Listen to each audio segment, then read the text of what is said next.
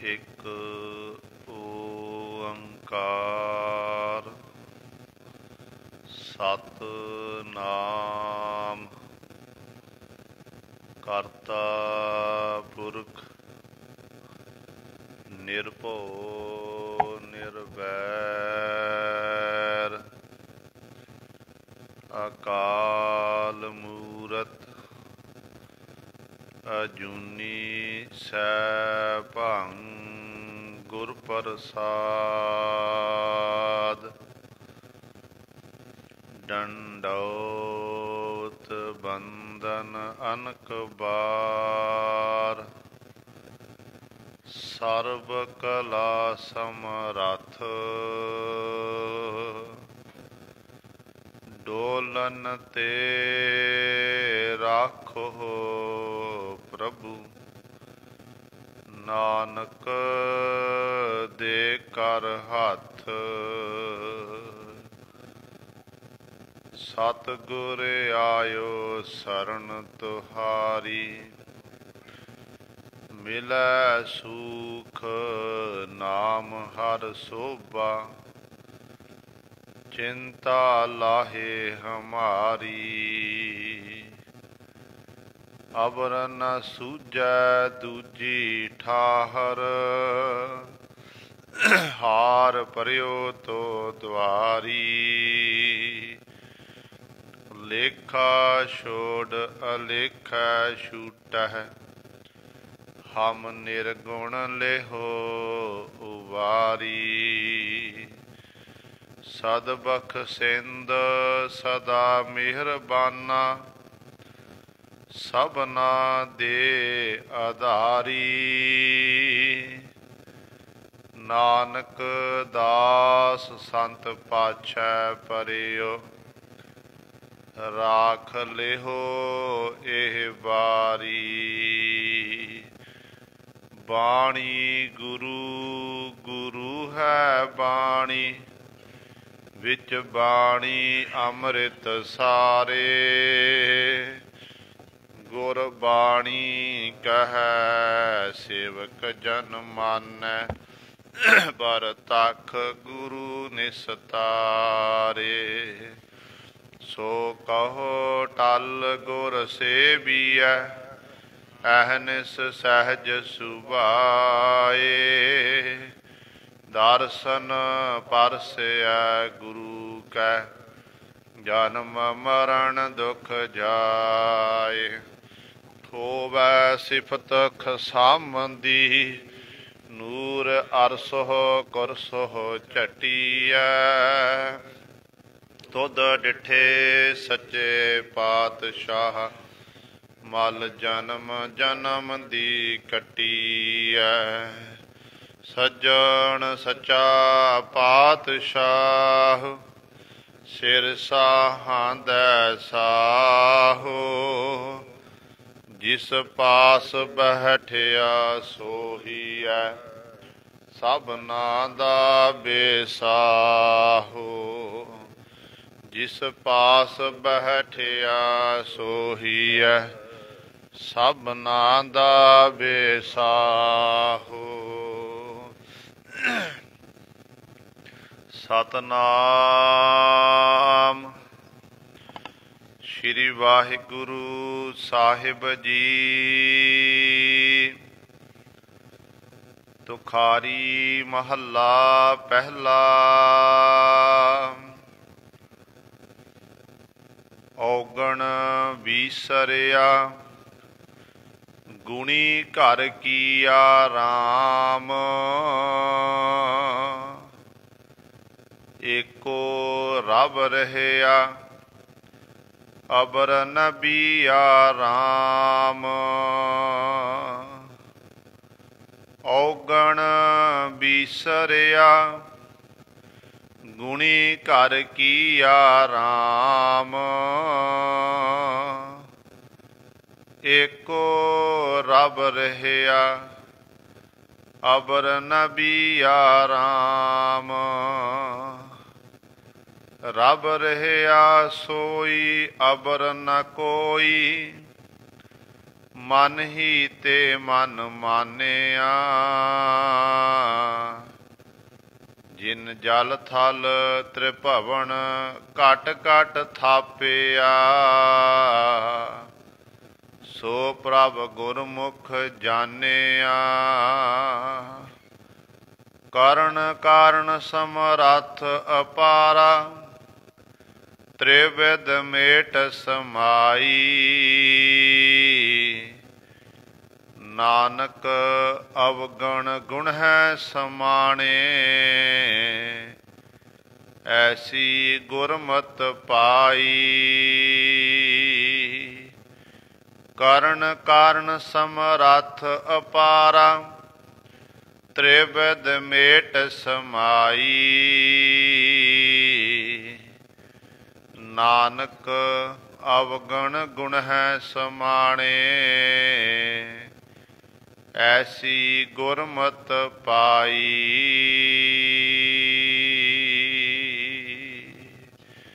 ਵਾਹਿਗੁਰੂ ਜੀ ਕਾ ਖਾਲਸਾ, ਵਾਹਿਗੁਰੂ ਜੀ ਕੀ ਫਤਿਹ। ਪਰਮ ਸਨਮਾਨਯੋਗ, ਜੁਗੋ ਜੁਗ ਅਟਲ, ਚਬਰ ਛਤਰ ਤਖ਼ਤ ਦੇ ਮਾਲਕ, ਬਾਣੀ ਕੇ ਬੋਹਿਤ, ਜਾਹਰਾ ਜਹੂਰ ਹਾਜ਼ਰਾ ਹਜੂਰ, ਸਰਬ ਕਲਾ ਸਮਰੱਥ, ਰਾਜਾਨ ਰਾਜ ਭਾਨਾਨ ਭਾਨ, ਦੇਵਾਨ ਦੇਵ ਉਪਮਾ ਮਹਾਨ, ਸਮਰੱਥ ਗੁਰੂ ਧੰਨ ਧੰਨ ਸਾਹਿਬ ਸ਼੍ਰੀ ਗੁਰੂ ਗ੍ਰੰਥ ਸਾਹਿਬ ਸੱਚੇ ਸਤਿਗੁਰੂ ਜੀ ਦੀ ਪਾਵਨ ਪਵਿੱਤਰ ਨਿੱਘੀ ਗੋਦ ਅੰਦਰ ਜੁੜ ਬੈਠੇ ਗੁਰੂ ਰੂਪ ਗੁਰੂ ਸਵਾਰੇ ਸਤ ਸੰਗੀ ਜਨੋ, ਆਪ ਜੀ ਵੱਡ ਭਾਗੇ ਹੋ ਜੋ ਦਸ਼ਮੇਸ਼ ਪਿਤਾ ਗੁਰੂ ਕਲਗੀਧਰ ਸਤਿਗੁਰੂ, ਅੰਮ੍ਰਿਤ ਕੇ ਦਾਤੇ ਸਰਬੰਸ ਦਾਨੀ ਸਹਿਬੇ ਕਮਾਲ, ਧੰਨ ਧੰਨ ਸਾਹਿਬ ਸ੍ਰੀ ਗੁਰੂ ਗੋਬਿੰਦ ਸਿੰਘ ਮਹਾਰਾਜ ਜੀ ਦੀ ਚਰਨ ਛੋਹ ਧਰਤੀ, ਮਹਾਨ ਪਵਿੱਤਰ ਅਸਥਾਨ ਗੁਰਦੁਆਰਾ ਮੰਜੀ ਸਾਹਿਬ ਆਲਮਗੀਰ ਵਿਖੇ ਅੰਮ੍ਰਿਤ ਵੇਲੇ ਤੋਂ ਹਾਜ਼ਰੀਆਂ ਭਰ ਕੇ ਸਤ ਸੰਗਤ ਕਰਕੇ ਸਤਿਗੁਰੂ ਮਹਾਰਾਜ ਜੀ ਦੀਆਂ ਖੁਸ਼ੀਆਂ ਪ੍ਰਾਪਤ ਕਰ ਰਹੇ ਹੋ। ਪਾਤਸ਼ਾਹ ਜੀ ਦੇ ਪਾਵਨ ਦਰਬਾਰ ਦੇ ਵਿੱਚ ਅੰਮ੍ਰਿਤ ਵੇਲੇ ਤੋਂ ਸਜੇ ਹੋਏ ਦੀਵਾਨਾਂ ਵਿੱਚ ਆਪ ਜੀ ਨੇ ਹੁਣੇ ਹੀ ਸਤਿਕਾਰਯੋਗ ਗੁਰੂ ਘਰ ਦੇ ਕੀਰਤਨੀਆਂ ਪਾਸੋਂ ਸ਼੍ਰੀ ਆਸਾ ਜੀ ਕੀ ਵਾਰ ਦੇ ਕੀਰਤਨ ਸਰਵਣ ਕੀਤੇ ਹਨ। ਸਵਾਓ ਗੁਰੂ ਸਵਾਰਿਓ, ਸਮਾਂ ਹੈ ਜੋ ਚੱਲ ਰਹੀ ਲੜੀਵਾਰ ਗੁਰਬਾਣੀ ਦੀ ਕਥਾ ਤੁਖਾਰੀ ਰਾਗ ਦੇ ਵਿੱਚੋਂ ਆਪ ਸੰਗਤਾਂ ਸਰਵਣ ਕਰਦੀਆਂ ਆ ਰਹੀਆਂ ਹਨ। ਧੰਨ ਧੰਨ ਸਾਹਿਬ ਸ੍ਰੀ ਗੁਰੂ ਨਾਨਕ ਦੇਵ ਮਹਾਰਾਜ ਜੀ ਦੇ ਪਾਵਨ ਸ਼ਬਦ ਸੰਤਾਂ ਦੀ ਵਿਚਾਰ ਚੱਲ ਰਹੀ ਹੈ। ਪਰਸੋਂ ਵਾਲੀ ਵਿਚਾਰ ਦੇ ਵਿੱਚ ਆਪ ਜੀ ਨੇ ਦੂਸਰੇ ਬੰਦ ਦੀ ਵਿਚਾਰ ਸਰਵਣ ਕੀਤੀ ਸੀ 1111 ਅੰਕ ਤੇ। ਕੱਲ ਐਤਵਾਰ ਦਾ ਦਿਨ ਹੋਣ ਕਰਕੇ ਤੇ ਨਾਲ ਹੀ ਗੁਰੂ ਕਲਗੀਧਰ ਪਾਤਸ਼ਾਹ ਧੰਨ ਸਾਹਿਬ ਸ੍ਰੀ ਗੁਰੂ ਗੋਬਿੰਦ ਸਿੰਘ ਮਹਾਰਾਜ ਜੀ ਦਾ ਪ੍ਰਕਾਸ਼ ਪੁਰਬ ਹੋਣ ਕਰਕੇ ਜੋ ਲੜੀਵਾਰ ਗੁਰਬਾਣੀ ਦੀ ਵਿਚਾਰਨੀ ਹੋਈ ਸੀ, ਸੋ ਸਤਿਗੁਰੂ ਮਹਾਰਾਜ ਇਸੇ ਸ਼ਬਦ ਦੇ ਤੀਸਰੇ ਬੰਦ ਦੁਆਰਾ ਸਾਨੂੰ ਪਾਵਨ ਉਪਦੇਸ਼ ਬਖਸ਼ਿਸ਼ ਕਰ ਰਹੇ ਹਨ। ਸੋ ਆਓ ਆਪਣੀਆਂ ਮਨ ਬਿਰਤੀਆਂ ਇਕਾਗਰ ਕਰੀਏ, ਧਿਆਨ ਗੁਰੂ ਚਰਨਾਂ ਨਾਲ ਜੋੜੀਏ ਤੇ ਗੁਰੂ ਮਹਾਰਾਜ ਜੀ ਦੇ ਪਾਵਨ ਉਪਦੇਸ਼ ਨੂੰ ਹਿਰਦਿਆਂ ਵਿੱਚ ਵਸਾ ਕੇ ਆਪਣਾ ਜੀਵਨ ਸਫਲਾ ਕਰੀਏ। ਕਰੋ ਸਾਰੇ ਆਪਣੀ ਰਸਨਾ ਪਵਿੱਤਰ ਤੇ ਉਚਾਰਨ ਕਰੋ ਜੀ ਸਤਨਾਮ श्री वाहिगुरु साहिब जी। औगण विसरिया गुणी घर कीया राम। एको रब रहया अबर नबीया राम। पावन शब्द दे विच धन गुरु नानक देव महाराज उस गुरमुख जगियासू की अवस्था वर्णन करते हैं जिहड़े गुरमुख जना ने अपने मन नूं शब्द विच जोड़ना कीता, शब्द विच मन नूं जोड़िया, विद्या रूपी रात नूं त्याग के जागृत अवस्था विच पहुंचे हन। सच प्रतगी बने, सच दा उन्हां ने सहारा लेना कीता ते हर समय गुरु दे सन्मुख हो के गुरु पातशाह पासों जो साच नाम अमृत गुर दिया हर चरणी लिव लागे। जिहड़ा सच्चा नाम गुरु साहबान ने जिहड़ा अमृत तो भाव मृत्यु तो रहत करन वाला, जिस नाम नूं प्राप्त करके साडे अंदरों जीव दे अंदरों मौत दा जिहड़ा खौफ है, डर है, वो मुक जाता है। वो नाम है अमृत, मृत्यु तो रहत करन वाला। वो नाम मिलिया कित्थों? गुरु पातशाह पासों, गुरु ने दिता। ते उसे नाम की बरकत दे राही फिर वो गुरमुख जन उस हरि परमात्मा दे चरणों विच जुड़ गए ते उन्हां नूं फिर सारियां थावां ते एक परमात्मा की जोत ही दिखाई दिंदी है। जिधर भी देखदे जत्र जाओ तत्र बीठल भैला, महा आनंद करे सद कैला। भगत नाम दे साहबान दे वचन ने। जत्र तत्र बीठल भैला, बीठल तो बाद परमेश्वर। महाराष्ट्र की ये बोली है कि जिधर मैं जाता भगत जी कहते उधर मैनू मेरा बीठल परमेश्वर ही नज़र आता है। सारियां थावां ते कण कण विच समाया होया एक वाहिगुरु ही दिखाई दे रहा है। ते गुरु सवारियो इस तरह फिर वो गुरमुख जन जिहड़े ने अठे पैर उस मालक वाहिगुरु दे गुणां दा गैण करते हैं ते जागृत अवस्था विच पहुँच के ते सास ग्रास मालक नूं चेते करते हैं। ते सतगुरु कहते जदों ये अवस्था बन जाती है उस तो बाद फिर अगली जिहड़ी अवस्था सतगुरु वर्णन करते हैं कि जीव दे अंदरों की दूर हुंदा है। जिवें आपां अपने पेट नूं साफ करन वास्ते कोई इहो जी औखद दवाई खाना जिहदे राहीं साडा जिहड़ा पेट है बिल्कुल साफ हो जाए। जो पेट साफ होंदा ते आपां हल्का फुल्का महसूस होंदा है। इसे तरह ही साडे अंतःकरण दे विच बहुत सारे जिहड़े औगण ने वो भरे हुए ने।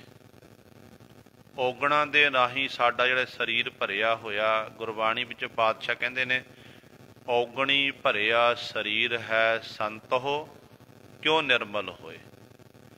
कहते सारा शरीर ही औगणां नाल भरिया होया है।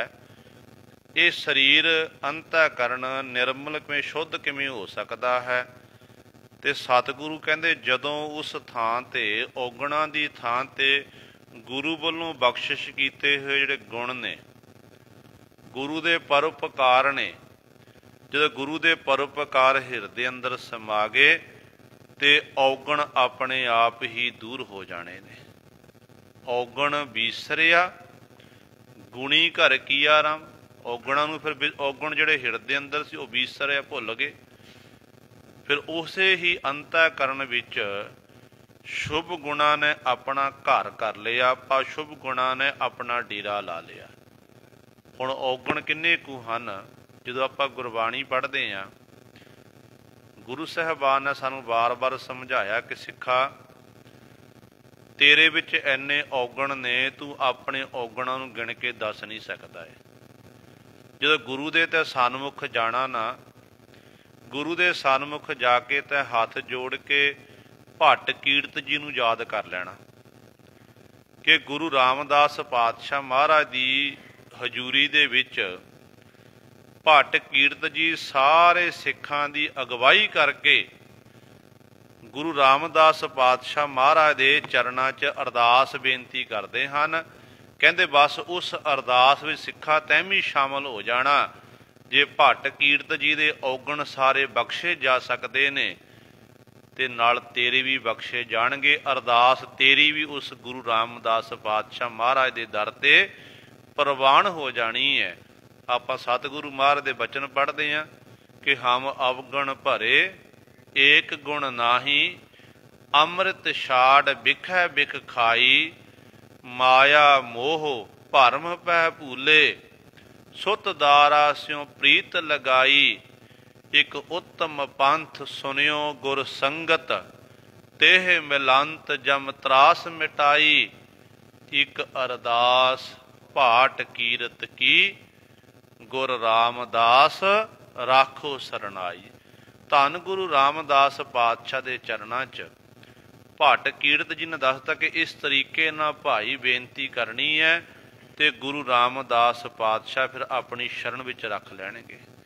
जे भट्ट कीरत जी की बेनती सुनी जा सकती है तो साडी भी सुनी जा सकती है, पर लोड़ है गुरु के चरणों च हथ जोड़ के घगिया के इकागर चित्त होके बेनती करनी है। कदे भी गुरु के दर ते अपना आप नहीं जनाना। जेकर गुरु की किरपा दे राही साडे विच हज़ारां गुण क्यों ना पैदा हो जाण, आम तौर ते मनुख की ये आदत है जीव की कि जिहड़ा जिहदे कोल बुद्धि घट है, ज्ञान घट है, वह भी कहता मैं सियाणा। जिन्हों परमात्मा वालों ज्ञान मिलिया होया है वो कहता मैं सियाणा। सारे जीव ही छोटे तो लैके बड़े तक इसे ही हंकार विच अपरे फिरदे ने। कोई ये नहीं कहता कि नहीं मेरे तो भी वध सियाणे ने, बहुत घट ने, पर मन विच यही सोचदा कि मैं सब तो सियाणा हाँ। ते गुरु के दर ते जदों आना ना, गुरु के दर ते अपनी सियाणप नूं पिछे छड्डना पवेगा।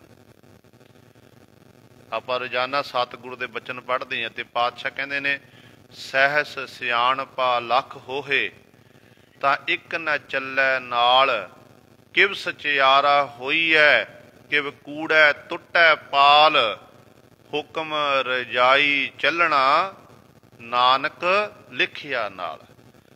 गुरु नानक साहब महाराज दे ये सिद्ध पुरशां नाल बचन विलास हो रहे हैं। ते गुरु नानक साहब महाराज कहते ऐ सिद्ध पुरशो, तुसी अपनी लवेरी उम्र होने करके तुसां ने दसवें द्वार च अपने सवास रोक के रखे ने, चढ़ाणा कीते ने, ते अपने आप नूं आखदे कि असी बड़े सियाणे हाँ, साडे कोल सियाणप बड़ी है।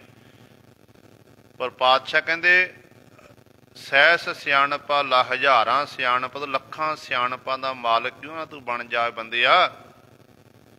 पर जो अंतिम समा आना ना, संसार तो कूच करन दा समा आना है, शरीर ने इत्थे रह जाना, कहते उदों तेरी एक भी सियाणप नहीं चलनी है। उदों तेरियां सारियां सियाणपां फेल हो जानियां ने। मालक दे दर ते तेरे कीते हुए कर्मां दा हिसाब किताब होवेगा। फिर कहन लगे कि पातशाह आप जी ये आखदे हो कि जिहड़ा परिपूर्ण परमात्मा हर एक जीव दे अंदर समाया होया है, फिर जीव नूं वो दिखाई क्यों नहीं दे रहा। गुरु नानक पातशाह ने सवाल किया कि जिहड़ा सारियां थावां दे समाया होया हर एक जीव दे अंदर है, अंतःकरण दे विच वो जीव नूं दिखाई क्यों नहीं दे रहा है।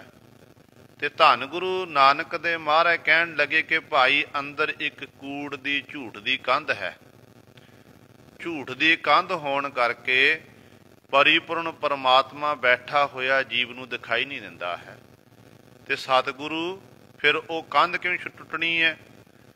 ते गुरु नानक पातशाह कहते जदों उस मालक दी हुक्म विच चलांगे ਭਾਣੇ ਨੂੰ ਮਿੱਠਾ ਕਰਕੇ ਮੰਨਾਂਗੇ, ਕਹਿੰਦੇ ਆਪਣੇ ਆਪ ਹੀ ਕੰਧ ਟੁੱਟ ਜਾਵੇਗੀ। ਗੁਰੂ ਨਾਨਕ ਪਾਤਸ਼ਾਹ ਬਚਨ ਕਰਦੇ ਨੇ ਕਿ ਕਿਵ ਸਚਿਆਰਾ ਹੋਈ ਹੈ, ਕਿਵ ਕੂੜਾ ਟੁੱਟੈ ਪਾਲ। ਜੋ ਸਿੱਧ ਪੁਰਸ਼ਾਂ ਦੇ ਇਹ ਬਚਨ ਸੀ, ਬੇਨਤੀ ਸੀ ਗੁਰੂ ਨਾਨਕ ਪਾਤਸ਼ਾਹ ਚਰਨਾਂ 'ਚ, ਸਵਾਲ ਸੀ। ਉਹ ਸਵਾਲ ਸਤਿਗੁਰੂ ਨੇ ਵਰਣਨ ਕੀਤਾ, ਕਹਿੰਦੇ ਕਿਵ ਸਚਿਆਰਾ ਹੋਈ ਹੈ, ਸਚਿਆਰ ਕਿਵੇਂ ਹੋਈ ਹੈ, ਕੂੜ ਦੀ ਕੰਧ ਕਿਵੇਂ ਟੁੱਟੇ। ਤੇ ਪਾਤਸ਼ਾਹ ਕਹਿੰਦੇ ਨੇ ਹੁਕਮ ਰਜਾਈ ਚੱਲਣਾ, ਨਾਨਕ ਲਿਖਿਆ ਨਾਲ। ਕਹਿੰਦੇ ਮਾਲਕ ਦੀ ਰਜਾ ਵਿੱਚ ਚੱਲੋ, ਭਾਣੇ ਨੂੰ ਮਿੱਠਾ ਕਰਕੇ ਮੰਨੋ, ਜੋ ਪਰਮਾਤਮਾ ਕਰਦਾ ਉਹਦੇ ਮੁਤਾਬਕ ਆਪਣੇ ਜੀਵਨ ਨੂੰ ਬਤੀਤ ਕਰੋ। ਕਦੇ ਵੀ ਕੁਦਰਤ ਨਾਲ ਖਿਲਵਾੜ ਨਾ ਕਰਨਾ ਕਰੋ। ਜਿਸ ਤਰ੍ਹਾਂ ਪਰਮਾਤਮਾ ਨੇ ਇਹ ਸ੍ਰਿਸ਼ਟੀ ਸਿਰਜੀ ਹੈ, ਉਸੇ ਤਰ੍ਹਾਂ ਹੀ ਰਹਿਣ ਦਿਓ, ਕਿਉਂਕਿ ਪਰਮਾਤਮਾ ਦੀ ਬਣਾਈ ਹੋਈ ਇਹ ਸ੍ਰਿਸ਼ਟੀ ਹੈ। ਸਤਿਗੁਰੂ ਮਹਾਰਾਜ ਕਹਿੰਦੇ ਨੇ ਰੰਗੀ ਰੰਗੀ ਭਾਂਤੀ ਕਰ ਕਰ ਜਿਨਸੀ, ਮਾਇਆ ਜਿਨ ਉਪਾਈ ਕਰ ਕਰ ਵੇਖੈ ਕੀਤਾ ਆਪਣਾ, ਜਿਵ ਤਿਸ ਦੀ ਵਡਿਆਈ ਜੋ ਤਿਸ ਭਾਵੈ ਸੋਈ ਕਰਸੀ, ਹੁਕਮ ਨਾ ਕਰਨਾ ਜਾਈ। ਕਹਿੰਦੇ ਜਿਵੇਂ ਉਹ ਪਰਮਾਤਮਾ ਕਰਦਾ ਉਹ ਉਂਝ ਹੀ ਹੋਣਾ ਹੈ, ਤੇ ਉਹਦੇ ਅੱਗੇ ਕੁਛ ਦਾ ਹੁਕਮ ਨਹੀਂ ਚੱਲਦਾ, ਉਹਦੇ ਅੱਗੇ ਤਾਂ ਬੇਨਤੀਆਂ ਚੱਲਦੀਆਂ ਨੇ। ਉਹਦੇ ਚਰਨਾਂ ਵਿੱਚ ਹੱਥ ਜੋੜ ਕੇ ਬੇਨਤੀ ਕਰਨੀ ਹੈ। ਜੇ ਬੇਨਤੀ ਕਰਾਂਗੇ ਤੇ ਬੇਨਤੀ ਫਿਰ ਸਤਿਗੁਰ ਦੇ ਦਰ ਤੇ ਪ੍ਰਵਾਨ ਹੁੰਦੀ ਹੈ। ਜੇ ਆਪਾਂ ਕਹਿ ਦਈਏ ਹੁਣ ਗੁਰੂ ਦੇ ਦਰ ਤੇ ਆਪਾਂ ਪਹੁੰਚਦੇ ਹਾਂ, ਗੁਰੂ ਗ੍ਰੰਥ ਸਾਹਿਬ ਮੱਥਾ ਟੇਕਦੇ ਹਾਂ, ਹੱਥ ਜੋੜ ਕੇ ਆਪਾਂ ਕੀ ਕਰਦੇ ਹਾਂ, ਬੇਨਤੀ ਕਰਦੇ ਨੇ ਨਾ, ਅਰਦਾਸ ਕਰਦੇ ਹਾਂ ਕਿ ਸਤਿਗੁਰੂ ਕਿਰਪਾ ਕਰੋ, ਜੋ ਵੀ ਸਾਡੀਆਂ ਮਨ ਦੀਆਂ ਮੁਰਾਦਾਂ ਹੁੰਦੀਆਂ ਨੇ ਆਪਾਂ ਗੁਰੂ ਦਰ ਤੋਂ ਮੰਗਦੇ ਹਾਂ ਆ ਕੇ, ਕਿ ਪਾਤਸ਼ਾਹ ਸਾਡੀ ਆਪ ਭਾਵਨਾ ਪੂਰੀ ਕਰ ਦਿਓ। ਪਰ ਜੇ ਆਪਾਂ ਕਹਿੰਦੇ ਗੁਰੂ ਦੇ ਦਰ ਤੇ ਆਪਾਂ ਹੁਕਮ ਚਲਾਉਣ ਲੱਗ ਜਾਈਏ ਕਿ ਗੁਰੂ ਨੂੰ ਭਾਵੇਗਾ, ਚੰਗਾ ਲੱਗੇਗਾ, ਨਹੀਂ। ਗੁਰੂ ਦੇ ਦਰ ਤੇ ਤਾਂ ਕੇਵਲ ਤੇ ਕੇਵਲ ਬੇਨਤੀ ਹੈ। ਬੇਨਤੀ ਕਿਵੇਂ ਕਰਨੀ ਹੈ? ਤੇ ਪਾਤਸ਼ਾਹ ਕਹਿੰਦੇ ਨੇ ਇੰਝ ਬੇਨਤੀ ਕਰੋ। ਆਪਾਂ ਰੋਜ਼ਾਨਾ ਪੜ੍ਹਦੇ ਹਾਂ ਕਿ ਕਰੋ ਬੇਨੰਤੀ ਸੁਣੋ ਮੇਰੇ ਮੀਤਾ, ਸੰਤ ਟਹਿਲ ਕੀ ਬੇਲਾ, ਇਹਾਂ ਖਾਟ ਚਲੋ ਹਰ ਲਾਹਾ, ਆਗੈ ਬਸਣ ਸਹੇਲਾ, ਔਦ ਘਟੈ ਦਿਨ ਸਰੈ ਨਾਰੇ, ਮਨ ਗੁਰ ਮਿਲ ਕਾਜ ਸਵਾਰ। ਇਹ ਬੇਨਤੀ ਵਾਲੇ ਸ਼ਬਦ ਨੇ ਕਿ ਜਦੋਂ ਇਸ ਤਰੀਕੇ ਨਾਲ ਬੇਨਤੀ ਕਰਾਂਗੇ, ਗੁਰੂ ਦੇ ਦਰ ਤੋਂ ਬੇਨਤੀ ਵੀ ਕਰਨੀ ਹੈ, ਤੇ ਬੇਨਤੀ ਕਰਕੇ ਸੰਤ ਟਹਿਲ ਕੀ ਵੇਲਾ, ਜਿਹੜੇ ਰੱਬ ਦੇ ਪਿਆਰੇ ਗੁਰਮੁਖ ਜਨ ਹਨ, ਗੁਰੂ ਕੀ ਸੰਗਤ ਹੈ, ਸੰਗਤ ਦੀ ਟਹਿਲ ਸੇਵਾ ਦਾ ਕਹਿੰਦੇ ਇਹ ਸਮਾਂ ਹੈ। ਤੇ ਇਸ ਤਰ੍ਹਾਂ ਗੁਰੂ ਦੇ ਦਰ ਤੋਂ ਇਹੀ ਮੰਗਣਾ ਕਿ ਸਤਿਗੁਰੂ ਸਾਨੂੰ ਗੁਰਮੁਖਾਂ ਦੀ ਸੰਗਤ ਬਖਸ਼ਣਾ ਕਰੋ, ਸਤਿਗੁਰੂ ਜੀ ਸਾਨੂੰ ਗੁਰਮੁਖਾਂ ਦੇ ਟਹਿਲੀ ਬਣਾਉਣਾ ਕਰੋ, ਤਾਂ ਕਿ ਆਪਾਂ ਅਸੀਂ ਸੇਵਾ ਸਿਮਰਨ ਕਰਕੇ ਆਪਣੇ ਜੀਵਨ ਨੂੰ ਸਫਲਾ ਕਰ ਸਕੀਏ। ਗੁਰੂ ਗੋਬਿੰਦ ਸਿੰਘ ਮਹਾਰਾਜ ਦਾ ਕੱਲ ਆਪਾਂ ਪ੍ਰਕਾਸ਼ ਪੁਰਬ ਮਨਾ ਕੇ ਹਟੇ ਹਾਂ, ਤੇ ਸਤਿਗੁਰੂ ਮਹਾਰਾਜ ਦੀ ਯਾਦ ਦੇ ਵਿੱਚ ਜਿੰਨੇ ਵੀ ਗੁਰੂ ਘਰ ਨੇ, ਚਾਹੇ ਇਤਿਹਾਸਕ ਸਥਾਨ ਨੇ, ਚਾਹੇ ਉਹ ਵੈਸੇ ਪਿੰਡਾਂ ਦੇ ਜਾਂ ਸ਼ਹਿਰਾਂ ਦੇ ਸਥਾਨ ਨੇ, ਮੁਹੱਲਿਆਂ ਦੇ ਸਥਾਨ ਬਣੇ ਹੋਏ ਨੇ ਪਾਤਸ਼ਾਹ ਦੇ, ਸਾਰੀਆਂ ਥਾਵਾਂ 'ਤੇ ਕਿਸੇ ਨੇ ਅਖੰਡ ਪਾਠ ਸਾਹਿਬ, ਸਹਿਜ ਪਾਠ ਸਾਹਿਬ, ਸੁਖਨੀ ਸਾਹਿਬ ਦੇ ਪਾਠ, ਉਸ ਤੋਂ ਉਪਰੰਤ ਕਥਾ ਕੀਰਤਨ ਹੋਇਆ। ਆਪਣੀ ਆਪਣੀ ਸਮਰੱਥਾ ਮੁਤਾਬਕ ਹਰ ਇੱਕ ਨੇ ਇਹ ਸਮਾਗਮ ਮਨਾਏ ਨੇ।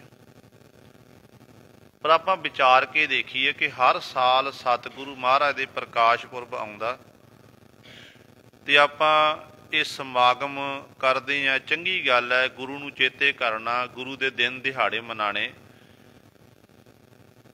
ਤੇ ਲੰਗਰ ਲਾ ਦਿੱਤਾ, ਲੰਗਰ ਛਕਿਆ ਤੇ ਆਪਣੇ ਆਪਣੇ ਘਰ ਆਪਾਂ ਸਾਰੇ ਚਲੇ ਗਏ।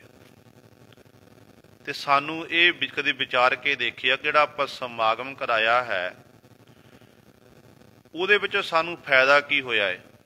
ਤੇ ਮਾਫ ਕਰਨਾ, ਬਹੁਤ ਤਾਦਾਦ ਵਿੱਚ ਜਿੰਨੇ ਪ੍ਰਬੰਧਕ ਨੇ ਨਾ, ਉਹ ਸੰਗਤ ਦੀ ਆਮਦ ਨੂੰ ਮੁੱਖ ਰੱਖਦੇ ਆ, ਪ੍ਰਬੰਧ ਕਰਦੇ ਨੇ। ਨਗਰ ਕੀਰਤਨ ਕੱਢ ਲਿਆ, ਸਮਾਗਮ ਕਰ ਲਿਆ, ਹਿਸਾਬ ਕਿਤਾਬ ਫਿਰ ਕੀਤਾ ਜਾਂਦਾ ਮਾਇਆ ਦਾ। ਜਿਹੜਾ ਅਸਲ ਹਿਸਾਬ ਕਿਤਾਬ ਸੀ ਉਹ ਨਹੀਂ ਕਰਦੇ, ਮਾਇਆ ਦਾ ਹਿਸਾਬ ਦਾ ਕੀਤਾ ਜਾਂਦਾ ਕਿ ਇੰਨੇ ਨਗਰ ਕੀਰਤਨ ਵੇਲੇ ਇੰਨਾ ਖਰਚ ਹੋ ਗਿਆ, ਇੰਨੇ ਰਾਗੀ ਸਿੰਘਾਂ ਨੂੰ ਦੇਣਾ ਕੀਤੇ, ਇੰਨੇ ਢਾਡੀ ਸਿੰਘਾਂ ਨੂੰ ਦਿੱਤੇ ਨੇ, ਇੰਨੇ ਕਥਾ ਵਚਨ, ਇੰਨੇ ਪਾਠੀ ਸਿੰਘ ਨੂੰ ਦਿੱਤੇ ਨੇ, ਸਾਰੇ ਪੈਸੇ ਗਿਣ ਲਏ, ਇੰਨਾ ਲੰਗਰ ਦਾ ਖਰਚ ਹੋ ਗਿਆ, ਤੇ ਇੰਨੀ ਆਮਦਨ ਹੋਈ ਸੀ, ਤੇ ਇੰਨਾ ਸਾਨੂੰ ਜਿਹੜਾ ਬਜਟ ਹੋਇਆ ਹੈ। ਇਹ ਵਿਚਾਰ ਤਾਂ ਆਪਾਂ ਕਰ ਲਈ, ਹਿਸਾਬ ਕਰ ਲਿਆ। ਪਰ ਜਿਹੜਾ ਸਮਾਗਮ ਕਰਾਇਆ, ਜਿਹਦੇ ਪਰਥਾਏ ਕਰਾਇਆ ਸੀ, ਕਦੇ ਇਹ ਵਿਚਾਰ ਕੇ ਦੇਖਿਆ ਕਿ ਇਹ ਗੁਰਮਤਿ ਸਮਾਗਮ ਕਰਾਇਆ ਕਿੰਨੇ ਕੁ ਤਿਆਰ ਹੋਏ ਨੇ ਗੁਰੂ ਕੇ ਜਹਾਜ਼ੇ ਚੜ੍ਹਨ ਲਈ? ਕਿੰਨੇ ਕੁ ਤਿਆਰ ਹੋਏ ਗੁਰੂ ਕੇ ਜਹਾਜ਼ੇ ਚੜ੍ਹਨ ਲਈ? ਇਹ ਕਿਸੇ ਨੇ ਗਿਣਤੀ ਨਹੀਂ ਕੀਤੀ। ਕਿੰਨਿਆਂ ਕੁ ਨੇ ਇਹ ਅੱਜ ਪ੍ਰਣ ਕਰ ਲਿਆ ਗੁਰੂ ਪਾਤਸ਼ਾਹ ਦੇ ਪ੍ਰਕਾਸ਼ ਪੁਰਬ ਮੌਕੇ ਕਿ ਅੱਜ ਤੋਂ ਬਾਅਦ ਅਸੀਂ ਦਾੜੀ ਨਹੀਂ ਕਟਾਣੀ, ਅੱਜ ਤੋਂ ਬਾਅਦ ਕੇਸਾਂ ਦਾ ਕਤਲ ਨਹੀਂ ਕਰਨਾ? ਕਿੰਨੇ ਕੁ ਤਿਆਰ ਹੋਏ ਨੇ? ਜਿਸ ਦਿਨ ਆਪਾਂ ਇਹ ਗਿਣਤੀ ਕਰਨ ਲੱਗ ਪਏ ਤੇ ਉਸ ਦਿਨ ਗੁਰੂ ਸਵਾਰਿਓ, ਮੈਂ ਸਮਝਾਂਗਾ ਸਾਡਾ ਪ੍ਰਕਾਸ਼ ਪੁਰਬ ਮਨਾਇਆ ਹੋਇਆ ਪਰ ਸਫਲਾ ਹੋਵੇਗਾ। ਇਸ ਕਰਕੇ ਇਹ ਜ਼ਰੂਰੀ ਹੈ, ਜਿੱਥੇ ਆਪਾਂ ਗੁਰਮਤਿ ਸਮਾਗਮ ਕਰਾਉਂਦੇ ਹਾਂ, ਉੱਥੇ ਜੇ ਸਾਡੇ ਕੀਤੇ ਹੋਏ ਸਮਾਗਮ ਦੇ ਵਿੱਚ ਇੱਕ ਮਨੁੱਖ ਵੀ ਗੁਰੂ ਕੇ ਜਹਾਜ਼ੇ ਚੜ੍ਹ ਜਾਵੇ ਨਾ, ਤੇ ਸਾਡਾ ਗੁਰਮਤਿ ਸਮਾਗਮ ਮਨਾਇਆ ਹੋਇਆ ਸਫਲਾ, ਸਾਡਾ ਗੁਰਪੁਰਬ ਮਨਾਇਆ ਹੋਇਆ ਸਫਲਾ ਹੈ।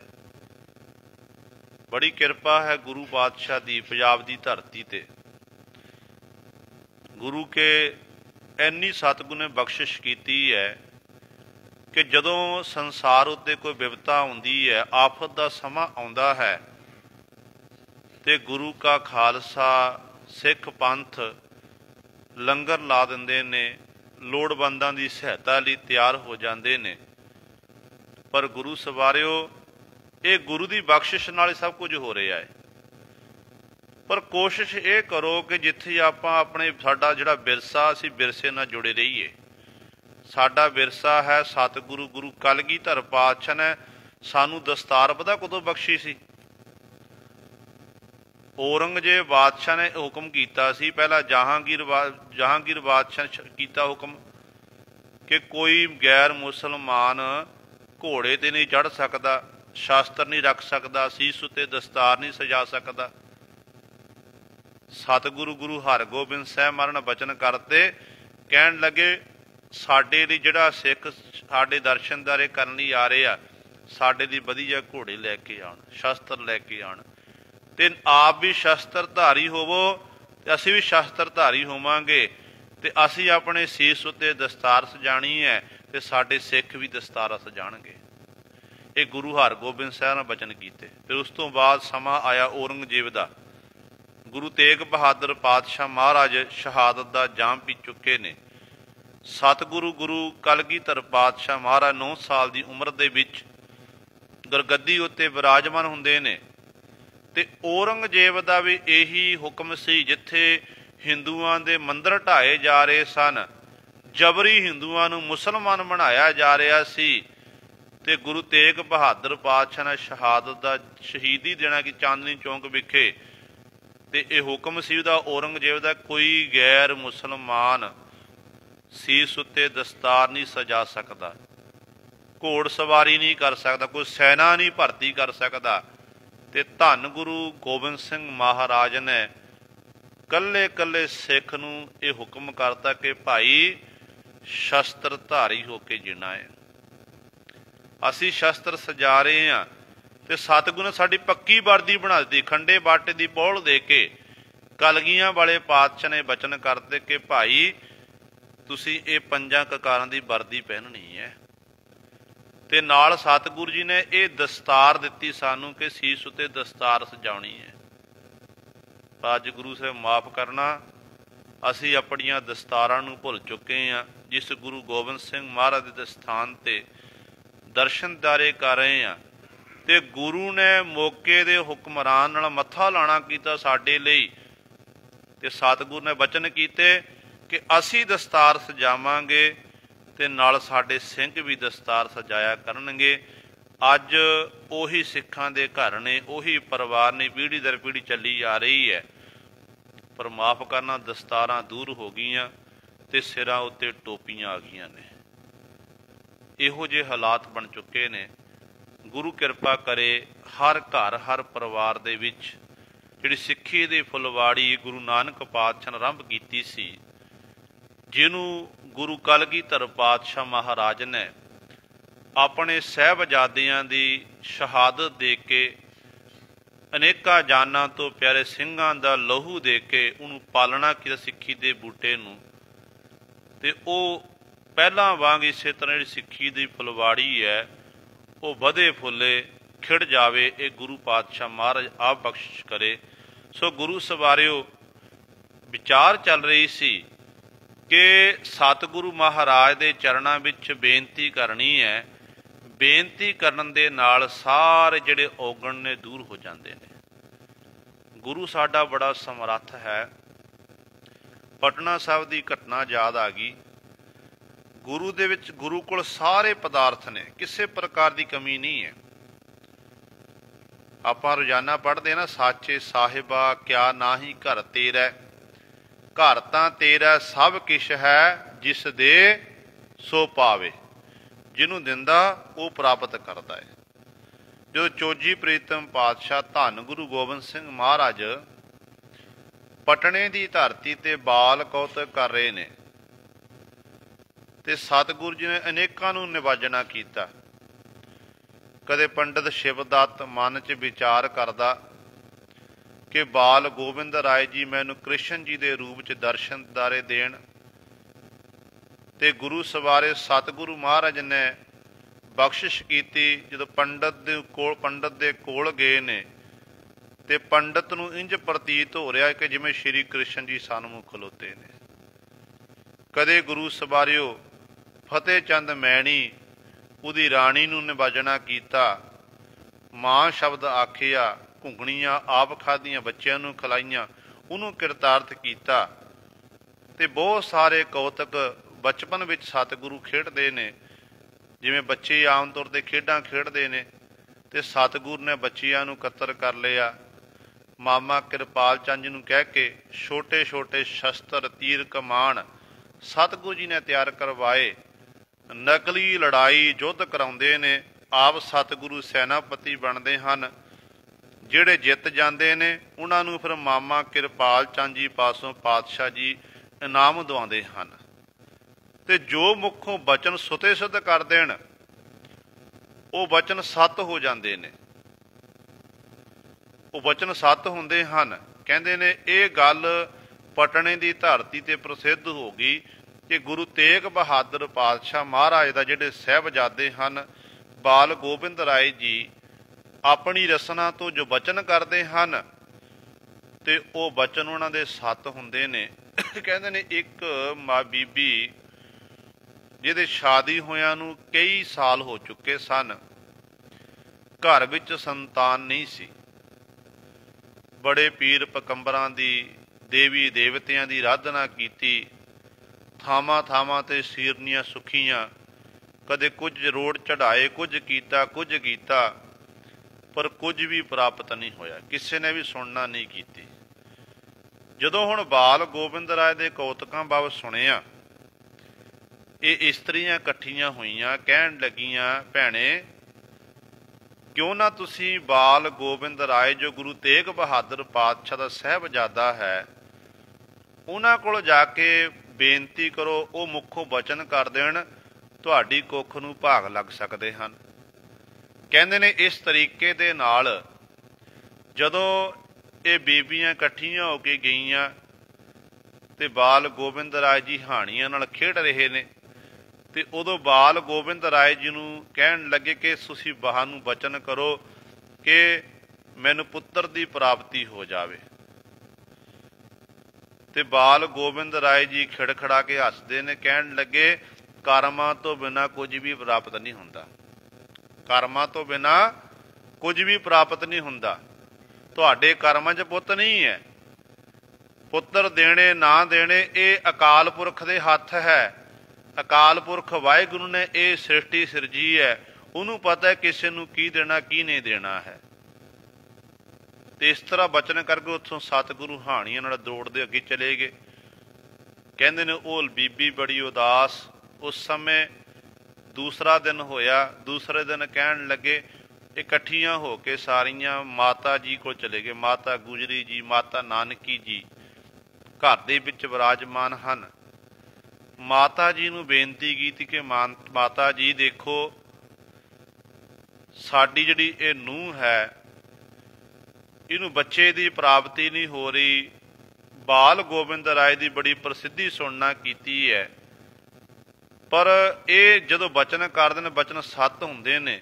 ਤੇ ਮਾਤਾ ਜੀ ਤੁਸੀਂ ਕਹਿ ਕੇ ਇਹ ਬਚਨ ਕਰਾ ਦਿਓ ਤਾਂ ਕਿ ਸਾਡੀ ਵੀ ਜਿਹੜੀ ਕੁੱਲ ਸਾਡੀ ਚੱਲ ਪਵੇ, ਸਾਡੇ ਘਰ ਇਹ ਬੱਚੇ ਹੋ ਜਾਣ। ਤੇ ਗੁਰੂ ਸਵਾਰਿਓ, ਇੰਨੇ ਚਿਰ ਨੂੰ ਬਾਲ ਗੋਬਿੰਦ ਰਾਏ ਜੀ ਖੇਡਦੇ ਹੋਏ ਆਏ। ਖੇਡਦਿਆਂ ਹੋਇਆਂ ਜਦੋਂ ਆਏ ਨੇ ਤੇ ਮਾਤਾ ਜੀ ਕਹਿਣ ਲੱਗੇ, ਪੁੱਤਰ ਦੇਖ, ਤੇਰੇ ਕੋਲ ਇਹ ਚੱਲ ਕੇ ਆਏ ਨੇ ਤੇ ਤੈਨੂੰ ਕਹਿੰਦੇ ਨੇ ਕਿ ਇਹ ਪੁੱਤਰ ਦੀ ਪ੍ਰਾਪਤੀ ਲਈ ਕੋਈ ਬਚਨ ਕਰ ਦਿਓ ਤਾਂ ਕਿ ਇਹਨਾਂ ਦੀ ਜਿਹੜੀ ਪੀੜ੍ਹੀ ਚੱਲ ਪਵੇ। ਤੇ ਧੰਨ ਗੁਰੂ ਗੋਬਿੰਦ ਸਿੰਘ ਮਹਾਰਾਜ ਬਾਲ ਗੋਬਿੰਦ ਰਾਏ ਜੀ ਕਹਿਣ ਲੱਗੇ ਕਿ ਮਾਤਾ ਜੀ, ਬੱਚੇ ਜਦੋਂ ਕਿਸੇ ਪਾਸੋਂ ਕੁਝ ਲੈਣਾ ਹੋਵੇ ਨਾ, ਕੁਝ ਦੇਣਾ ਪੈਂਦਾ ਹੈ। ਕੁਝ ਲੈਣਾ ਹੋਵੇ ਤੇ ਦੇਣਾ ਪੈਂਦਾ ਹੈ, ਐਵੇਂ ਨਹੀਂ ਮਿਲਦਾ। ਜਗਤਾ ਸੇਠ ਇਸ ਦਾ ਨਾਮ ਹੈ, ਇਹਦੀ ਨੂੰਹ ਸੀ ਗੁਰੂ ਸਵਾਰਿਓ। ਕਹਿਣ ਲੱਗੇ, ਇਹਦੇ ਘਰ ਵਿੱਚ ਬਹੁਤ ਸਾਰੀਆਂ ਬੇੜੀਆਂ ਨੇ, ਇਹ ਵੱਡਾ ਵਪਾਰੀ ਹੈ, ਇੱਕ ਵਧੀਆ ਬੇੜੀ ਮੈਨੂੰ ਦਵੇ, ਮੈਂ ਬੇੜੀ ਵਿੱਚ ਬੈਠ ਕੇ ਜਿਹੜੀ ਇਹ ਨਦੀ ਹੈ, ਨਦੀ ਦੀ ਸੈਰ ਕਰਾਂਗਾ, ਫਿਰ ਗੁਰੂ ਪਾਤਸ਼ਾਹ ਕਿਰਪਾ ਕਰਨਗੇ। ਤੇ ਸਾਰੀਆਂ ਖਿੜਖੜਾ ਕੇ ਹੱਸੀਆਂ। ਕਹਿਣ ਲੱਗੇ, ਸਭ ਤੋਂ ਵਧੀਆ ਜਿਹੜੀ ਘਰ ਵਿੱਚ ਬੇੜੀ ਸੀ ਨਾ ਤਿਆਰ ਕੀਤੀ, ਨਵੀਂ ਬੇੜੀ, ਉਹ ਧੰਨ ਗੁਰੂ ਗੋਬਿੰਦ ਸਿੰਘ ਮਹਾਰਾਜ ਨੂੰ ਬਖਸ਼ਿਸ਼ ਦੇਣਾ ਕੀਤੀ, ਸਤਿਗੁਰੂ ਨੂੰ ਭੇਟਾ ਕੀਤੀ।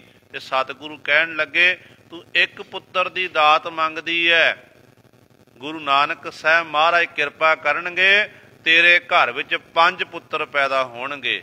ਤੇ ਗੁਰੂ ਸਵਾਰਿਓ, ਇਹ ਵਰ ਸਤਿਗੁਰੂ ਮਹਾਰਾਜ ਨੇ ਦੇਣਾ ਕੀਤਾ। ਹੈ ਤਾਂ ਅਰਦਾਸ ਹੀ ਸੀ ਉਹ, ਚਾਹੇ ਉਹਨਾਂ ਨੇ ਬਾਲ ਗੋਬਿੰਦ ਰਾਏ ਬਚਨ ਕਹਾਣੇ ਸਨ ਕਿਸੇ ਨਾ ਕਿਸ ਤਰੀਕੇ ਨਾਲ, ਤੇ ਸਤਿਗੁਰੂ ਨੇ ਵਰ ਵੀ ਦਿੱਤਾ ਏ।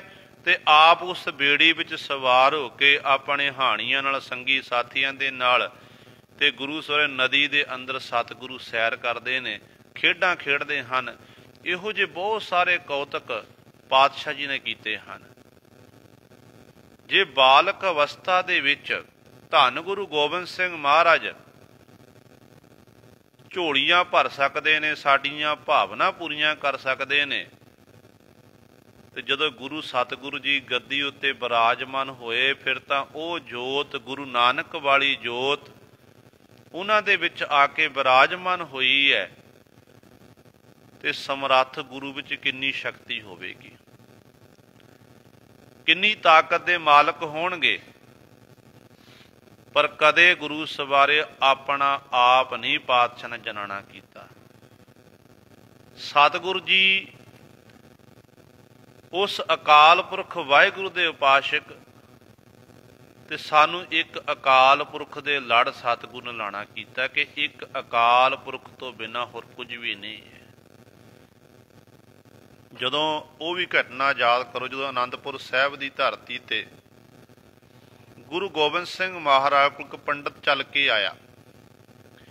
ਪੰਡਤ ਆਖਣ ਲੱਗਿਆ ਕਿ ਪਾਤਸ਼ਾਹ, ਮੈਂ ਦੇਵੀ ਪ੍ਰਗਟ ਕਰਾਂਗਾ, ਇਹ ਜਗ ਕਰਨਾ ਪਵੇਗਾ। ਤੇ ਸਤਿਗੁਰੂ ਅੰਤਰਜਾਮੀ ਜਾਣਦੇ ਹਨ ਸਭ ਕੁਝ। ਕੇਸੋ ਦਾਸ ਪੰਡਤ ਤੇ ਗੁਰੂ ਗੋਬਿੰਦ ਸਿੰਘ ਮਹਾਰਾਜ ਕਹਿਣ ਲੱਗੇ ਕਿ ਭਾਈ ਦੇਵੀ ਪ੍ਰਗਟ ਫਿਰ ਕੀ ਕਰਨਾ ਹੋਵੇ, ਕਿਹੜੀ ਸਮੱਗਰੀ ਚਾਹੀਦੀ ਹੈ? ਸਾਰੀ ਸਮੱਗਰੀ ਲਿਖਾ ਦਿੱਤੀ। ਸਤਿਗੁਰੂ ਇੰਨਾ ਸਮਾਂ ਜਗ ਕਰਨਾ ਹੋਵੇ, ਸਤਿਗੁਰੂ ਠੀਕ ਹੈ ਭਾਈ ਜਗ ਕਰੋ। ਨਾਲ ਸਤਿਗੁਰੂ ਮੁਸਕਰਾਉਂਦੇ ਨੇ, ਕਹਿੰਦੇ ਕਾਫੀ ਸਮਾਂ ਲੰਘ ਗਿਆ, 1 ਮਹੀਨੇ ਦਾ ਸਮਾਂ ਗੁਜ਼ਰ ਚੁੱਕਾ ਤੇ ਦੇਵੀ ਪ੍ਰਗਟ ਨਹੀਂ ਹੋਈ। ਅੱਜ ਗੁਰੂ ਗੋਬਿੰਦ ਸਿੰਘ ਮਹਾਰਾਜ ਨੇ ਆਪਣੇ ਕੋਲ ਸੱਦਿਆ, ਕਹਿਣ ਲੱਗੇ ਪੰਡਤ ਜੀ ਇੰਨਾ ਸਮਾਂ ਹੋ ਚੁੱਕਿਆ, ਦੇਵੀ ਹਾਲੇ ਤੱਕ ਪ੍ਰਗਟ ਨਹੀਂ ਹੋਈ। ਤੇ ਉਦੋਂ ਪੰਡਤ ਆਖਣ ਲੱਗਿਆ ਕਿ ਕਹਿਣ ਲੱਗਿਆ ਕਿ ਪਾਤਸ਼ਾਹ ਕਿਸੇ ਦੀ ਬਲੀ ਦੇਣੀ ਪਵੇਗੀ, ਫਿਰ ਦੇਵੀ ਪ੍ਰਗਟ ਹੋਵੇਗੀ। ਜਿਹੜਾ ਸਤਪੁਰਸ਼ ਹੋਵੇ, ਵਿਦਵਾਨ ਹੋਵੇ। ਤੇ ਕਲਗੀਧਰ ਪਾਤਸ਼ਾਹ ਮਹਾਰਾਜ ਕਹਿਣ ਲੱਗੇ ਪੰਡਤ ਜੀ ਫਿਰ ਆਪ ਜੀ ਤੋਂ ਵੱਡਾ ਵਿਦਵਾਨ ਸਤਪੁਰਸ਼ ਕਿਹੜਾ ਹੋ ਸਕਦਾ ਹੈ? ਇੰਨਾ ਸਮਾਂ ਹੋ ਗਿਆ ਤੁਹਾਨੂੰ ਇਹ ਜਗ ਕਰਦਿਆਂ ਨੂੰ, ਕਿਉਂ ਨਾ ਤੁਹਾਡੀ ਬਲੀ ਦਿੱਤੀ ਜਾਵੇ। ਤੇ ਗੁਰੂ ਸਵਾਰਿਓ ਕਹਿੰਦੇ ਪੰਡਤ ਨੇ ਜਦੋਂ ਇਹ ਸੁਣਿਆ ਰਾਤੋਂ ਰਾਤ ਉਹ ਪੰਡਤ ਉੱਥੋਂ ਭੱਜ ਗਿਆ ਸੀ। ਪੰਡਤ ਗਾਇਬ ਹੋਇਆ ਤੇ ਜਿੰਨੀ ਵੀ ਸਮੱਗਰੀ ਉਹ ਹਵਨ ਕਰਨ ਵਾਲੀ ਗੁਰੂ ਕਲਗੀਧਰ ਪਾਤਸ਼ਾਹ ਕੋਲ ਪਈ, ਸਤਿਗੁਰੂ ਨੇ ਸਾਰੀ ਜਿਹੜੀ ਸਮੱਗਰੀ ਸੀ ਨਾ ਉਹ ਅੱਗ ਵਿੱਚ ਪਾ ਦਿੱਤੀ। ਭਾਂਬੜ ਬਲੇ ਤੇ ਕਲਗੀਆਂ ਵਾਲੇ ਪਾਤਸ਼ਾਹ ਮਹਾਰਾਜ ਨੂੰ ਪੁੱਛਿਆ ਕਿ ਪਾਤਸ਼ਾਹ ਦੇਵੀ ਕਿੱਥੇ ਹੈ? ਤੇ ਧੰਨ ਗੁਰੂ ਗੋਬਿੰਦ ਸਿੰਘ ਮਹਾਰਾਜ ਨੇ ਆਪਣੇ ਮਿਆਨ ਵਿੱਚੋਂ ਤਲਵਾਰ ਕੱਢੀ, ਸ਼੍ਰੀ ਸਾਹਿਬ ਕੱਢੀ ਤੇ ਸਤਿਗੁਰੂ ਕਹਿਣ ਲੱਗੇ, ਅਸ ਕਿਰਪਾਨ ਖੰਡੋ ਖੜਗ ਤੁਪਕ ਤਬਰ ਅਰ ਤੀਰ ਸੈਫ ਸਰੋਹੀ ਸਹਿਤੀ ਜਹ ਹਮਾਰਾ ਪੀਰ। ਕਲਗੀਧਰ ਪਾਤਸ਼ਾਹ ਕਹਿਣ ਲੱਗੇ, ਭਾਈ ਇਹੀ ਭਗਉਤੀ ਹੀ ਸਾਡੀ ਦੇਵੀ ਹੈ, ਸ਼੍ਰੀ ਸਾਹਿਬ ਭਗਉਤੀ ਹੈ, ਇਹ ਦੇਵੀ ਹੈ। ਇਸ ਸ਼੍ਰੀ ਸਾਹਿਬ ਦੇ ਰਾਹੀਂ ਅਸੀਂ ਜਿਹੜੇ ਦੁਸ਼ਮਣਾਂ ਦਾ ਖਾਤਮਾ ਕਰਾਂਗੇ। ਤੇ ਕਲਗੀਧਰ ਪਾਤਸ਼ਾਹ ਨੇ ਸਾਡੇ ਉੱਤੇ ਐਡੀ ਵੱਡੀ ਬਖਸ਼ਿਸ਼ ਕੀਤੀ ਹੈ। ਸ਼ਾਸਤਰਾਂ ਦਾ ਬੜਾ ਸਤਿਕਾਰ ਕੀਤਾ ਪਾਤਸ਼ਾਹ ਜੀ ਨੇ ਤੇ ਸਾਨੂੰ ਸ਼ਾਸਤਰਾਂ ਨਾਲ ਪਾਤਸ਼ਾਹ ਨੇ ਜੋੜਨਾ ਕੀਤਾ ਕਿ ਜਿਸ ਸਿੱਖ ਨੇ ਸ਼ਾਸਤਰ ਵਿਦਿਆ ਦਾ ਅਭਿਆਸ ਕਰਨਾ ਹੈ। ਪਰ ਅੱਜ ਆਪਾਂ ਛੱਡ ਚੁੱਕੇ ਹਾਂ।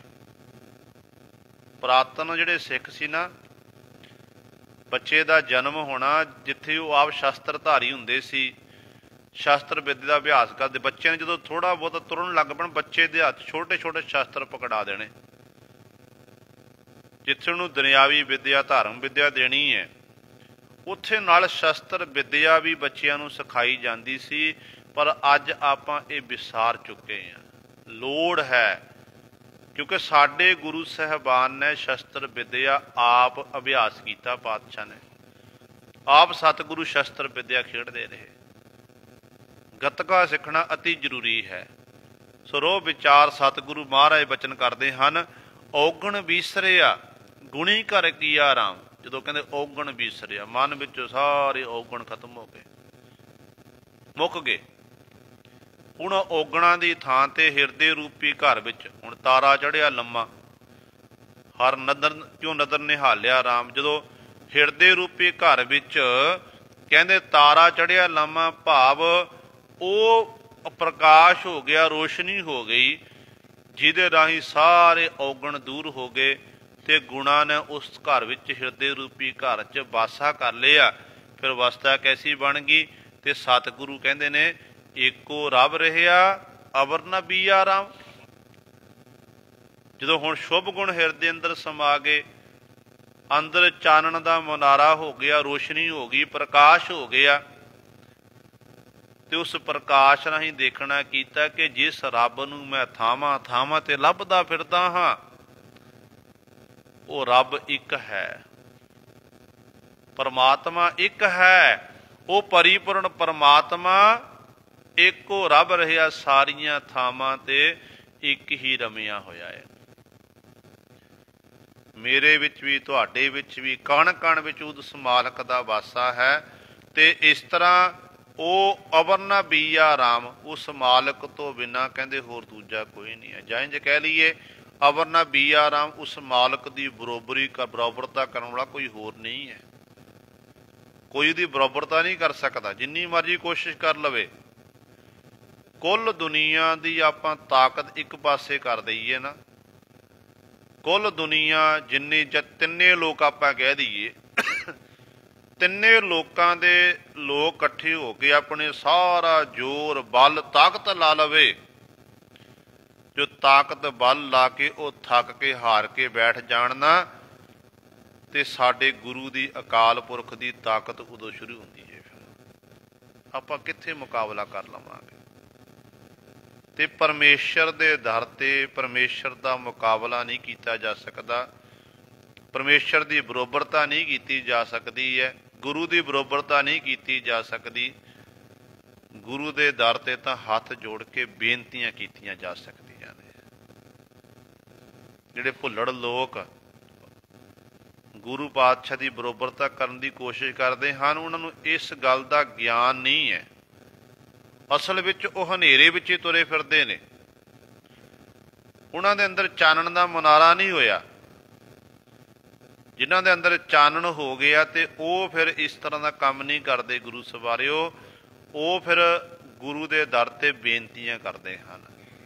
ਤੇ ਸਤਿਗੁਰੂ ਕਹਿੰਦੇ ਨੇ ਅਵਰ ਨਾ ਬੀਆ ਰਾਮ, ਕਹਿੰਦੇ ਭਾਈ ਪਰਮੇਸ਼ਰ ਤੋਂ ਬਿਨਾਂ ਹੋਰ ਦੂਜਾ ਕੋਈ ਨਹੀਂ, ਉਹੀ ਸਾਰੀਆਂ ਥਾਵਾਂ ਤੇ ਰਮਿਆ ਹੋਇਆ ਹੈ। ਰੱਬ ਰਹਿਆ ਸੋਈ ਅਵਰ ਨ ਕੋਈ, ਮਨ ਹੀ ਤੇ ਮਨ ਮਾਨਿਆ। ਇੱਕ ਪਰਮੇਸ਼ਰ ਵਾਹਿਗੁਰੂ ਹੀ ਸਾਰੀਆਂ ਥਾਵਾਂ ਤੇ ਰਮਿਆ ਹੋਇਆ ਹੈ। ਅਵਰ ਨਾ ਕੋਈ, ਹੋਰ ਕੋਈ ਨਹੀਂ ਇਹ ਤੋਂ ਬਿਨਾਂ। ਮਨ ਹੀ ਤੇ ਮਨ ਮਾਨਿਆ, ਕਹਿੰਦੇ ਮਨ ਕਰਕੇ ਹੀ ਕਹਿੰਦੇ ਉਸ ਮਾਲਕ ਨੂੰ ਮੰਨਿਆ ਜਾ ਸਕਦਾ। ਜੇ ਮਨ ਸਾਡਾ ਕੇਂਦਰਿਤ ਹੈ ਨਾ, ਮਨ ਇਕਾਗਰ ਚਿੱਤ ਹੈ, ਇਕਾਗਰ ਚਿੱਤ ਹੋ ਕੇ ਮਾਲਕ ਦੀ ਆਰਾਧਨਾ ਕਰੀਏ, ਵਾਹਿਗੁਰੂ ਵਾਹਿਗੁਰੂ ਜਪੀਏ, ਤੇ ਫਿਰ ਸਾਡਾ ਮਨ ਜਦੋਂ ਕੇਂਦਰਿਤ ਹੋ ਜਾਵੇਗਾ ਤੇ ਉਦੋਂ ਫਿਰ ਅਸੀਂ ਉਸ ਮਾਲਕ ਨੂੰ ਮੰਨਾਂਗੇ ਕਿ ਵਾਕਈ ਉਹ ਪਰਮਾਤਮਾ ਬਿਨਾਂ ਦੂਜਾ ਕੋਈ ਨਹੀਂ ਹੈ। ਤੇ ਸਤਿਗੁਰੂ ਮਹਾਰਾਜ ਅਗਲੀ ਪੰਕਤੀ 'ਚ ਬਖਸ਼ਿਸ਼ ਕਰਦੇ ਹਨ। ਜਿਨ ਜਲ ਥਲ ਤ੍ਰਿਭਵਨ ਘਟ ਘਟ ਥਾਪਿਆ, ਸੋ ਪ੍ਰਭ ਗੁਰਮੁਖ ਜਾਣਿਆ। ਸਤਿਗੁਰੂ ਜੀ ਕਿਰਪਾ ਕਰਕੇ ਦੱਸੋ ਐਸੇ ਪਰਮੇਸ਼ਰ ਬਾਬਤ ਕਿਵੇਂ ਜਾਣਿਆ ਜਾ ਸਕਦਾ ਫਿਰ? ਤੇ ਸਤਿਗੁਰੂ ਕਹਿੰਦੇ ਨੇ ਜਿਨ ਜਲ ਥਲ, ਜਲ ਥਲ ਜਿੰਨੇ ਜਲ ਵਿੱਚ ਰਹਿਣ ਵਾਲੇ ਜੀਵ ਜੰਤੂ, ਥਲ ਧਰਤੀ ਉੱਤੇ ਰਹਿਣ ਵਾਲੇ, ਜੇ ਸਾਰੀ ਜਲ ਥਲ ਮਈਲ ਸਪੂਰਿਆ ਸੁਆਮੀ ਸਿਰਜਣਹਾਰ। ਨਾਨਕ ਏਕੋ ਪਸਰਿਆ, ਨਾਨਕ ਏਕੋ ਏਕ ਓਂਕਾਰ। ਤੇ ਸਤਿਗੁਰੂ ਕਹਿੰਦੇ ਨੇ ਇੱਕ ਪਰਮੇਸ਼ਰ ਸਾਰੀਆਂ ਥਾਂ ਪਸਰਿਆ ਹੋਇਆ ਨਾ, ਕਹਿੰਦੇ ਉਹ ਵਾਹਿਗੁਰੂ ਹੀ ਜਲਾਂ ਵਿੱਚ ਵੀ ਹੈ, ਥਲਾਂ ਦੇ ਵਿੱਚ ਵੀ ਹੈ, ਤ੍ਰਿਭਵਨ ਤਿੰਨਾਂ ਲੋਕਾਂ ਵਿੱਚ। ਤਿੰਨੇ ਲੋਕ ਜਿਹੜੇ ਨੇ ਘਟ ਘਟ ਥਾਪਿਆ, ਹਰੇਕ ਜੀਵਾਂ ਨੂੰ ਕਹਿੰਦੇ ਉਹਨਾਂ ਹੀ ਥਾਪਣਾ ਕੀਤਾ, ਉਹਨਾਂ ਹੀ ਬਣਾਉਣਾ ਕੀਤਾ ਏ। ਚਾਹੇ ਉਹ ਜਲਾਂ ਵਿੱਚ ਰਹਿਣ ਵਾਲੇ, ਧਰਤੀ ਉੱਤੇ ਰਹਿਣ ਵਾਲੇ, ਆਕਾਸ਼ ਵਿੱਚ ਰਹਿਣ ਵਾਲੇ ਹਨ, ਪਤਾਲ ਵਿੱਚ ਰਹਿਣ ਵਾਲੇ ਹਨ, ਤੇ ਇਹ ਸਾਰੇ ਉਸ ਮਾਲਕ ਨੇ ਥਾਪਿਆ, ਉਸ ਨੇ ਹੀ ਬਣਾਉਣਾ ਕੀਤੇ ਹਨ। ਕਹਿੰਦੇ ਇਸ ਗੱਲ ਨੂੰ ਸੋ ਪ੍ਰਭ ਗੁਰਮੁਖ ਜਾਣਿਆ। ਗੁਰੂ ਦੇ ਸਨਮੁਖ ਜਾ ਕੇ, ਗੁਰੂ ਦੀ ਸਿੱਖਿਆ ਦੇ ਧਾਰਨੀ ਬਣ ਕੇ ਗੁਰਮੁਖਾਂ ਨੇ ਐਸੇ ਪ੍ਰਭੂ ਨੂੰ ਜਾਣਨਾ ਕੀਤਾ ਹੈ। ਕਾਰਨ ਸਮਰੱਥ ਅਪਾਰਾ, ਤ੍ਰਿਵਿਧ ਮੇਟ ਸਮਾਈ। ਪਰਮੇਸ਼ਰ ਕਰਨ ਨੂੰ ਸਮਰੱਥ ਹੈ, ਅਪਾਰਾ ਪਾਰਾਵਾਰ ਤੋਂ ਰਹਿਤ ਹੈ। ਤ੍ਰਿਵਿਧ ਤਿੰਨ ਪ੍ਰਕਾਰ ਦੀ ਮਾਇਆ, ਰਜ ਗੁਣ, ਤਮ ਗੁਣ, ਸਤ ਗੁਣ। ਜਿਹਦੇ ਬਾਅਦ ਪਾਤਸ਼ਾਹ ਕਹਿੰਦੇ ਨੇ ਰਜ ਗੁਣ, ਤਮ ਗੁਣ, ਸਤ ਗੁਣ ਕਹੀ ਹੈ ਇਹ ਤੇਰੀ ਸਭ ਮਾਇਆ। ਇਹ ਤਿੰਨ ਪ੍ਰਕਾਰ ਦੀ ਜਿਹੜੀ ਮਾਇਆ ਨੂੰ ਫਿਰ ਸਤਿਗੁਰੂ ਜੀ ਮੇੜ ਦਿੰਦੇ ਨੇ। ਉਸ ਜੀਵ ਉੱਤੇ ਇਸ ਮਾਇਆ ਦਾ ਫਿਰ ਪ੍ਰਭਾਵ ਨਹੀਂ ਪੈਂਦਾ ਹੈ। ਜਿਹੜੇ ਸਤਿਗੁਰੂ ਉਸ ਮਾਲਕ ਨੂੰ ਸਾਰੀਆਂ ਥਾਵਾਂ 'ਤੇ ਸਮਾਇਆ ਹੋਇਆ ਦੇਖਦੇ ਹਨ, ਕਹਿੰਦੇ ਨੇ ਫਿਰ ਇਸ ਤਰ੍ਹਾਂ ਉਸ ਮਾਲਕ ਦੇ ਵਿੱਚ ਹੀ ਉਹ ਸਮਾ ਜਾਂਦੇ ਨੇ। ਜਾਂ ਇੰਝ ਕਹਿ ਲਈਏ ਕਿ ਜਿਹੜਾ ਪਰਮੇਸ਼ਰ ਸਮਰੱਥ ਹੈ, ਅਪਾਰਾਵਾਰ ਤੋਂ ਰਹਿਤ ਹੈ, ਕਹਿੰਦੇ ਨੇ ਉਸ ਮਾਲਕ ਪ੍ਰਭੂ ਨੇ ਇਹ ਤਿੰਨ ਪ੍ਰਕਾਰ ਦੀ ਮਾਇਆ ਆਪ ਪੈਦਾ ਕੀਤੀ ਹੈ, ਆਪਣੀ ਮਾਇਆ ਆਪ ਸਾਰੀ। ਤੇ ਉਹ ਮਾਇਆ ਪਰਮਾਤਮਾ ਦੀ ਪੈਦਾ ਕੀਤੀ। ਜਿਵੇਂ ਪਰਮਾਤਮਾ ਸਾਰੀਆਂ ਥਾਵਾਂ ਸਮਾਇਆ ਹੋਇਆ, ਇਸੇ ਤਰ੍ਹਾਂ ਵਾਹਿਗੁਰੂ ਨੇ ਆਪਣੀ ਮਾਇਆ ਵੀ ਸਾਰੀਆਂ ਥਾਵਾਂ ਤੇ ਖਿਲਾਰੀ ਹੋਈ ਹੈ। ਖੇਡ ਬਣਾਈ ਹੈ ਵਾਹਿਗੁਰੂ ਨੇ, ਖੇਡਣ ਲਈ ਮਾਇਆ ਦੇ ਦਿੱਤੀ ਜੀਵ ਨੂੰ, ਤੇ ਮਾਇਆ ਵਿੱਚ ਹੀ ਖੇਡੀ ਜਾ ਰਿਹਾ ਸਾਰੀ ਜ਼ਿੰਦਗੀ।